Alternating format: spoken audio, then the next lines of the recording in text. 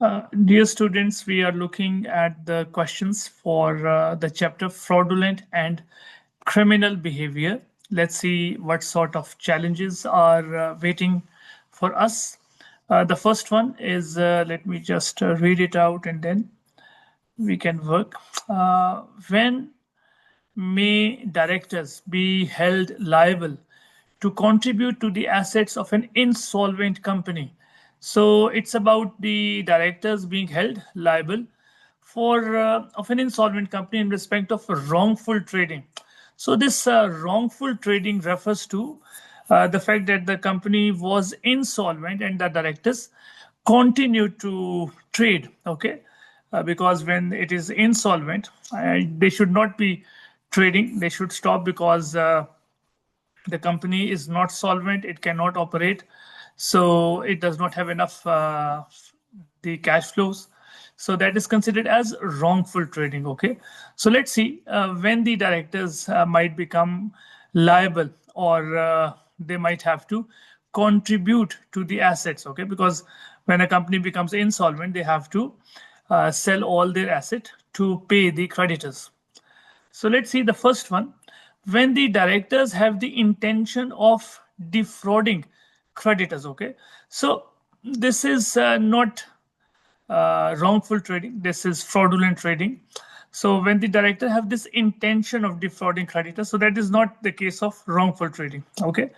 Whenever a company's liabilities exceeds its assets, now that is not something which is this can happen, and you cannot make directors liable to contribute because the time or the issue of the directors becoming liable is only when the company becomes insolvent. Okay, when the company is unable to settle its debts. So when a company's liabilities exceeds its assets, it is not that situation.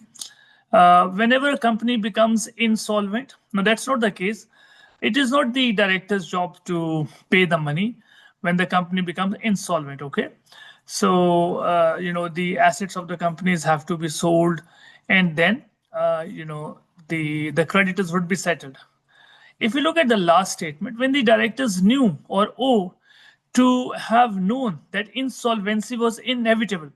So the directors knew that the insolvency was there, but they kept on trading. Okay, so that is considered as a wrongful trading. So this is the appropriate definition of wrongful trading. So if we just select the right answer and then look at the feedback, because it's really good to have a understanding. However, it's a small one. Wrongful trading does not have intent to defraud. Okay, so that is regarded as a fraudulent trading. Wrongful is only related to the insolvency when the directors knew it, but they kept on trading. So that is wrongful trading. Okay, so I hope you're comfortable with the first one.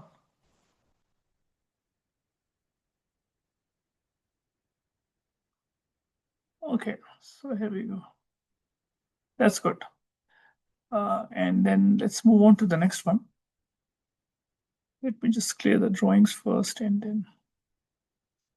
Okay, the next challenge that we have is the court has directed that Jill, a director of J Limited, has been wrongfully trading. Okay, so the court has decided, okay, that this guy Jill, who is the director, has been wrongfully trading.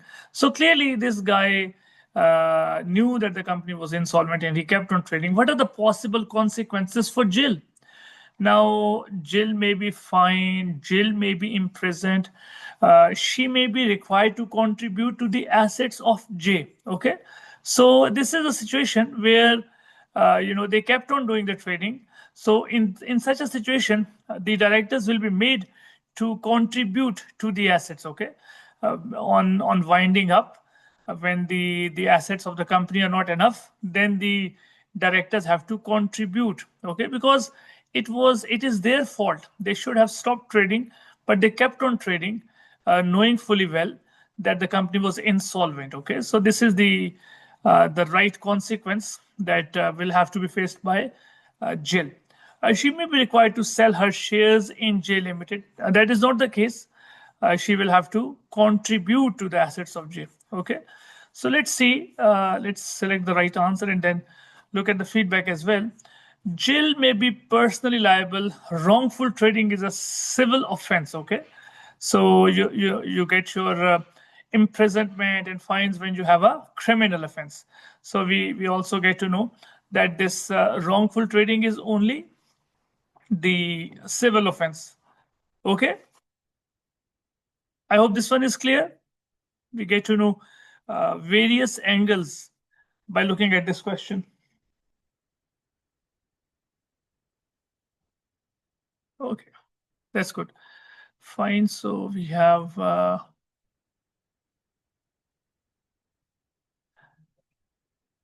okay.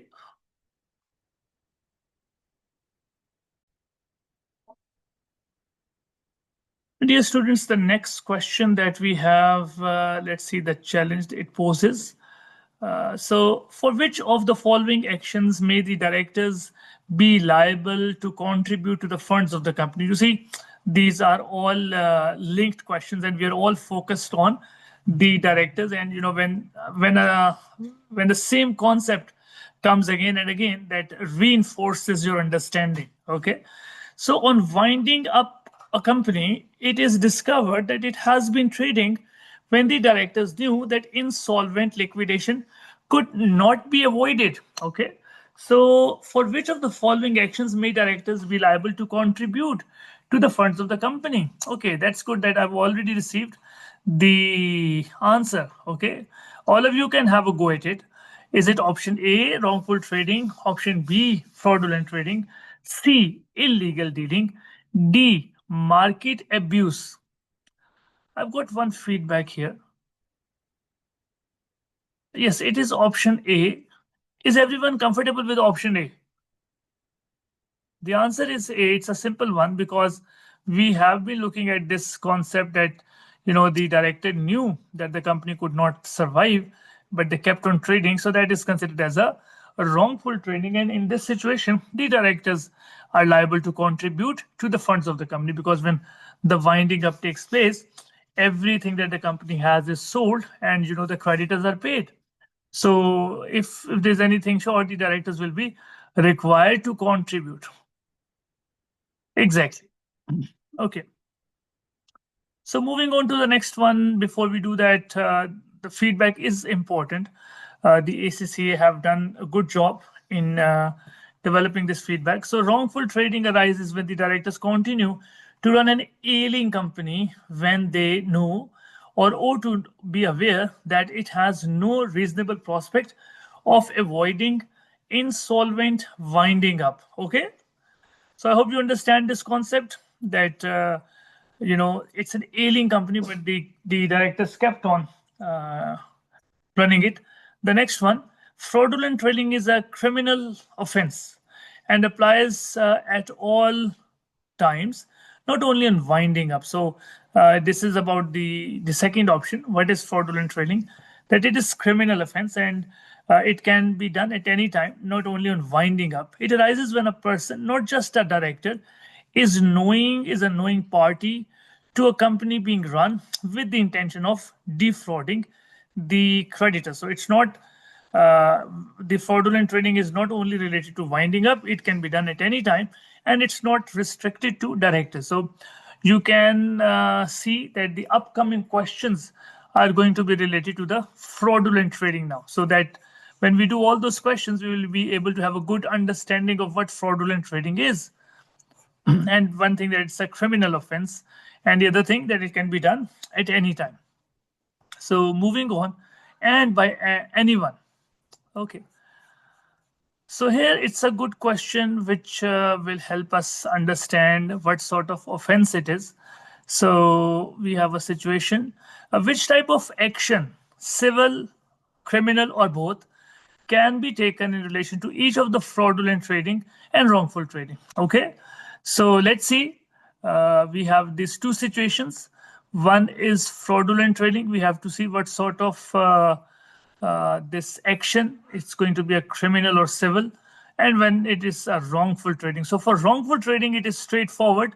It's only civil, but for fraudulent trading, it is both. Okay, because the Companies Act treats it differently and the other act. So we will select this option D because fraudulent trading is both civil and criminal. However, wrongful trading is only civil. Fine. So let's look at the feedback. It will help you understand the concept better. The directors have civil liability under Insolvency Act for fraudulent trading. So this thing, fraudulent trading, comes under civil liability when it comes to this Insolvency Act. But and wrongful trading is also civil. However, the criminal liability for fraudulent trading under the Companies Act. Okay, so these are two laws. The Insolvency Act sees fraudulent trading as civil offense. However, the Companies Act see fraudulent trading as criminal offense. So that fraudulent could be criminal, civil and criminal both. However, the wrongful trading is only civil. Okay. I hope this is clear now. Yes, people, are we comfortable with this one?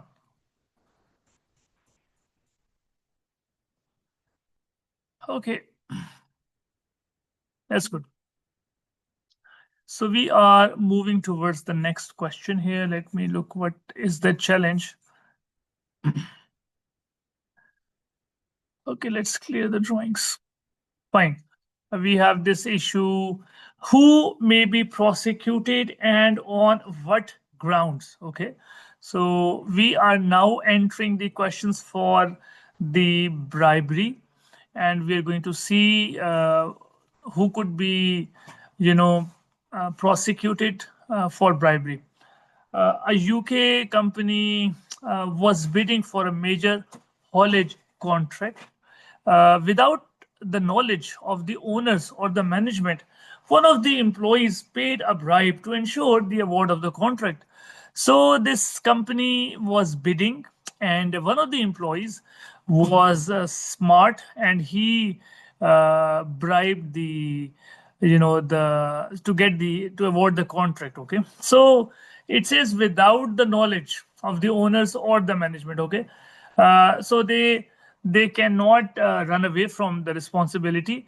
They will also be prosecuted. Okay, because it is their employee, and it is employees. It's not for the employees' benefit. It is the responsibility of the management to make sure that they communicate to the employees that we should not be involved in any bribe.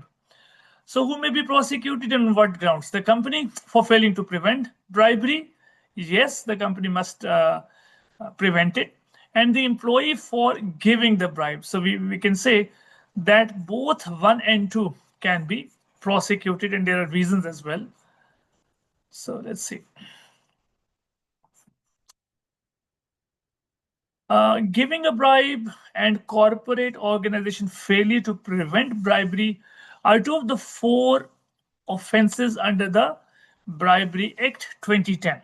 Okay, so the person who is giving and the organization has to make sure that it stops, it prevents the bribery. Okay, so I hope this is clear.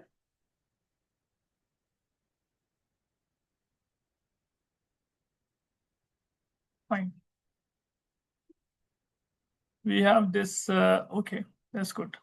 So moving on to the next issue here. We have this question 6. Let me just clear the drawings first, and then we're going to go on. Who is likely to be an associated person? Under the Bribery Act 2010, a commercial organization will be liable if a person who is associated with it commits an offense under the Act. Okay, so there is this Bribery Act that guides us how to deal with the bribery. So who could be considered as the associated person? So everyone who is related to the organization is considered as associated person, and as they can bribe. So who is likely to be an associated person? Let's see. An independent contractor who performs services for the organization. So this contractor who provides services to the organization is considered associated person because he has a stake in the company, And if the company gets the contract due to the bribery, it is going to be good for the independent contractor. They will get good business. An agent who deals with the organization's customers. Okay. So the agent is also there for the company. They would like the company to have a contract. They might end up bribing. So they are considered associated. So anyone who has some benefit, okay? A supplier from which organization buys goods. Clearly, the organization will only buy the goods if they have the contract. So the supplier might end up bribing for the company, okay?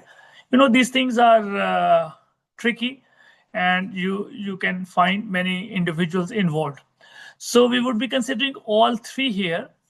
A person is associated with a commercial organization if he performs services for the organization. Now, the supplier is performing the services, the independent contractor is supplying the services or performing the services, and the agent is also performing services for the organization. And on its behalf, this is a wide definition that includes all parties as well as employees of the organization as associated to the organization. Okay. So I hope it is clear. It was a straightforward one.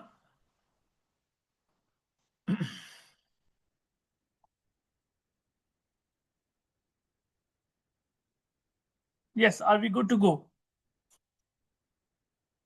Fine. Let me just clear the drawings before we get into this one. We have this. Which of the following would not be included in this communication? Okay. So what sort of communication is there? Okay. We're looking at, so we are expected to have three of the options which would be included in the communication. One would not be. And effective communication of an organization's commitment to zero tolerance of bribery is an example of anti-bribery measure. Okay, so they have this zero tolerance policy for bribery, and they have certain rules, so certain measures that they've taken.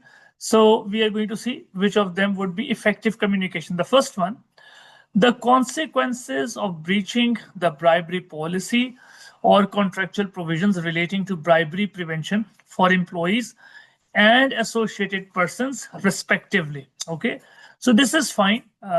They would show, they would communicate the consequences of in getting involved into this thing. Okay, so that is something that is valid.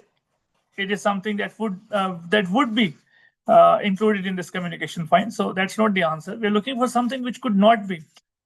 The names of previous employees that have been involved in bribery and the punishment they received. Okay, so this really is not needed because you see, individuals have those personal information, and the company cannot share their names.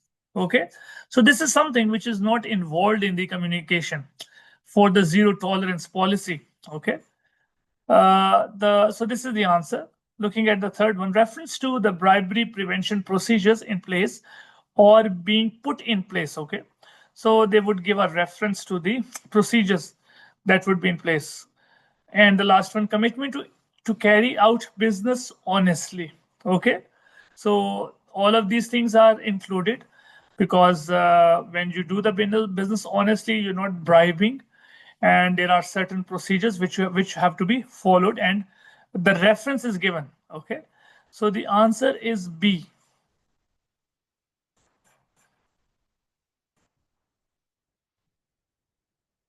Naming previous employees could contravene data protection laws. Okay, so we cannot do that. So the answer, something that could not be included in the communication, is option B. Okay, so I hope you're comfortable with this one.